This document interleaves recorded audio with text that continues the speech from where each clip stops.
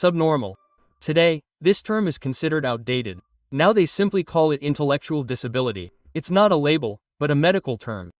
It means that a person has difficulty learning and coping with everyday activities. The old terminology covered the entire IQ range below 70. But intelligence isn't just about tests, it's also about how you communicate, take care of yourself, and navigate society. If this is difficult, a person needs support. And the degree of this varies greatly. Most have mild forms. Such a person can learn to read, count, and simply work a little slower.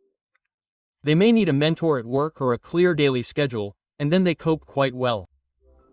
In moderate or severe forms, support is constant, from simple visual cues to round-the-clock care. The causes vary. Genetics, such as Down syndrome, problems during pregnancy or childbirth, sometimes infections, and sometimes brain injuries at an early age. It's not anyone's fault, but a combination of biology and environment. Below average, these are people whose intelligence is formally considered within the normal range. It's just closer to the lower limit. Tests show a score just under 100, somewhere around 80 to 89.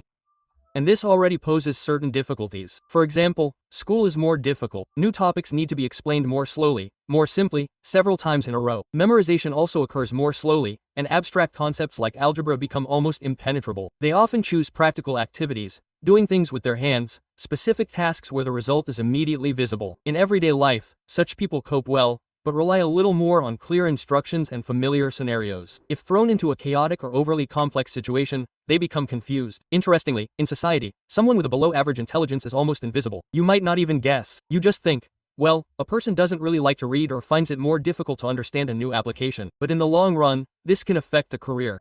Where analytical skills or quick adaptation to new rules are required, it will be more difficult. But in routine and specific tasks, they often show real reliability.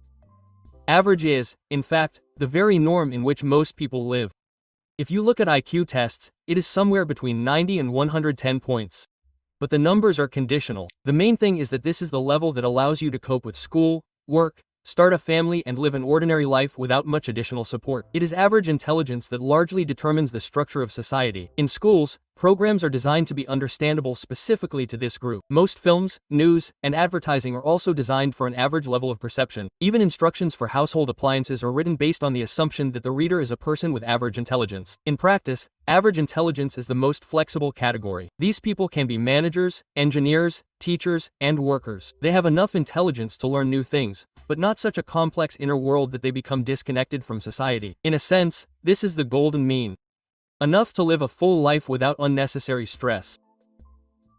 Above average, this level is usually described as follows.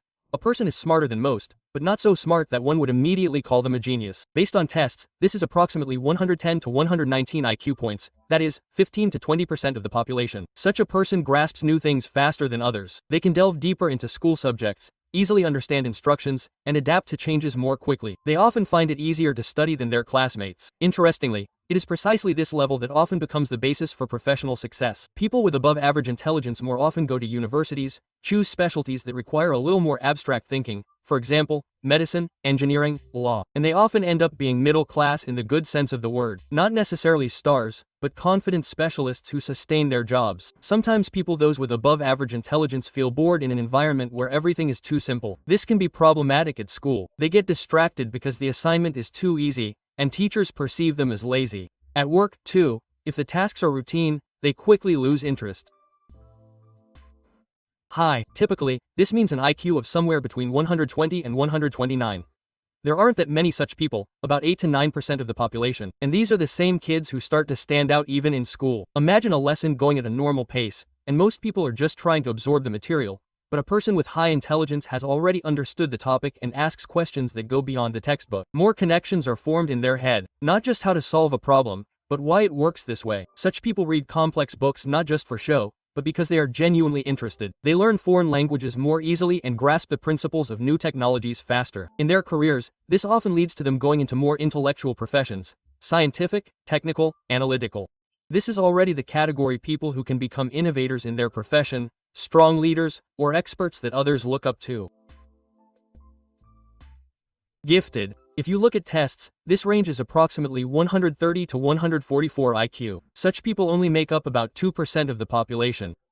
They often become those very child prodigies about whom stories are later told. Giftedness manifests itself quite early. A child can read at 3 to 4 years old, ask adult questions that even parents have trouble answering. At school, such children are usually ahead of the curriculum. While others are learning the multiplication tables, they are already interested in astronomy or philosophy. But the main thing is not that they absorb information faster, but that their thinking is structured differently. They are able to connect seemingly distant fields. For example, they will see a pattern in music and transfer it to mathematics, or read a myth and see in it a model of the human psyche.